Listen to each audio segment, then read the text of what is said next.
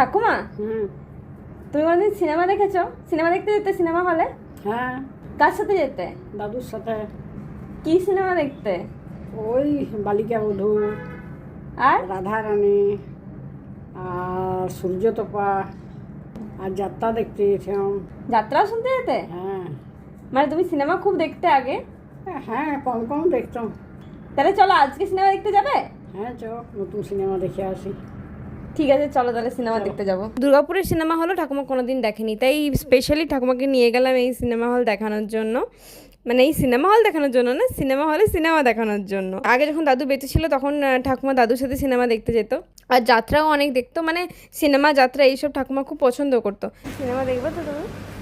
কি সিনেমা গো? ওই কি? সোনার কেল্লা যখন ধন।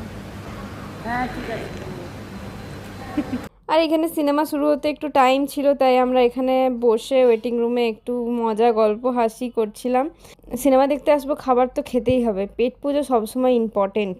তো এই যে দেখো ঠাকুমাকে আমরা আস্তে আস্তে করে, একটু সময় লাগছিল ঠাকুমার সিঁড়িতে উঠতে, মা ধরে ধরে ঠাকুমাকে সিঁড়িতে নিয়ে উঠাচ্ছিল।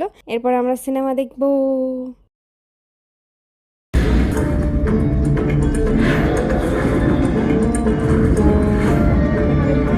বিরতির সময় দেখো আমার ঠাকুমা একটু সিঙ্গাড়া খাচ্ছে বসে বসে, আমিও একটু সিঙ্গাড়া খেয়ে নিলাম। দেখতে দেখতে সিনেমা শেষ হয়ে গেল। সিনেমাটা কেমন লাগলো? ভালো, খুব ভালো। খুব ভালো না, কন্টেন্টটা ভালো লাগছে বলো। বিরতির পর। হ্যাঁ, বিরতির পর। বিরতির পর ভালো লেগেছে? বিরতির আগে বোরিং লাগছিল, তারপর বিরতির পরে ভালো লেগেছে। ঠাকুমাকে তো দেখে মনে হচ্ছে ঠাকুমা ভালোই খুশি হয়েছে।